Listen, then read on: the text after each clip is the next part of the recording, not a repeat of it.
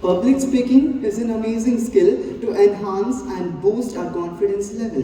Therefore, as you have organized debate competition, you can see in the poster behind. So as you can see in front of you, we have two bright students of 12th grade. We have Tanu and her name is Renu. So basically, their topic is that should state government contain more power than central government? Let's see who is the best, but there is a twist. Both are favoring the topic that really state government should be at top rather than central government. Let's see their debate. Yes, start. Respected judges, honorable opponents, and my dear audience, this is Renu representing 12th standard. Stand told to say that aloud and clear, yes, state government should have more power than central government. Because India, my incredible India, is not one voice, is not one culture, and is not one color. It's a rainbow of diversity where every state has its own voice, sings its own song, and faces its own problem. Now tell me, can a minister sitting hundreds of miles away in Delhi understand the struggle of farmer in Punjab or the fear of floods in Assam? Absolutely no. Because true understanding grows where problems live. That is, my friend, the power must rest in the hands of state, the roots that hold this white nation firm and alive. When the states have more power, decisions become quicker, policies become people-centric, and governance become real. Not just a paperwork from Delhi. Our constitution dreamed of corporative federalism, not controlling centralism.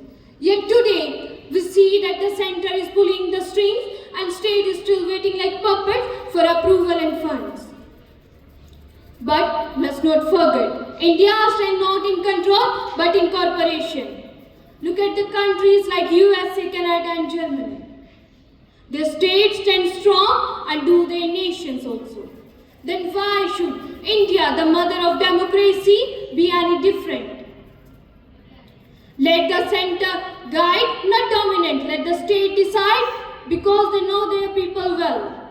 So, I say with the beat of my patriotic heart, the power of India doesn't lie in one seat of Delhi's mighty, but in every shining state that make her future bright.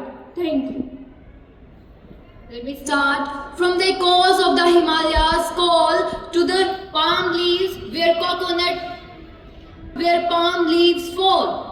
From Rajasthan desert to Bengal song, the India's diversity keep us strong. But how can one rule fit every shore when our land changes at every door? That's why I'll say with vision and grace, let states have power to uplift every place. Good morning to all of you. This is Tanu, a grade 5 student from 12th Humanities, and I'm here to say that states should deserve more power than the central government. India is not just a country, it is a civilization of contrast. From snowy mountains of Himachal to the rice fields of Tamil Nadu to golden sands of Rajasthan to tea garden of Assam. We are one, yet so beautifully different, and here the main question arises. Can one central government or can one rule can understand or solve every regional issue? The answer is not entirely. Can we imagine that central government decide every school law, every school syllabus and every agriculture policy? Can we hear that? And can one rule can fit the wish of truly 28 states? Never, because the soil of Haryana grows wheat while the soil of Kerala grows rice. That's why they both need different plans, different hands. Giving more power to the state is not a loss of power, but it is an investment to progress. Power, when concentrated in one hand, creates pressure, and when distributed wisely, it creates progress. Let's take an example of human body. When brain function well and when brain give all the commands and legs and have no freedom to move, can the body function efficiently? Of course not. And in our Indian constitution also, there is mentioned that India is a union of states, not a unitary empire. That's why giving more power to the state does not divide India, but it empowers India. As Dr. APJ Abdul Kalam once said, that empowerment comes from participation, not direction. Let me give some examples to you. That when Cyclone Fani hits Odisha's shore, when Cyclone Fani shook Odisha's shore, the state stood tall while the winds could roar. Then came Kerala, calm and wise, healing hearts beneath grey skies. And Delhi schools, once small and dark, now turned in dream and reality for one and all.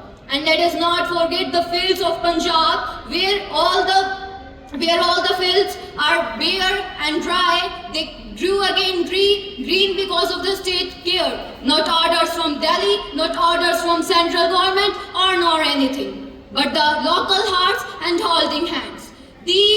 The tales of courage nearing true proves India shines better when its state shines too.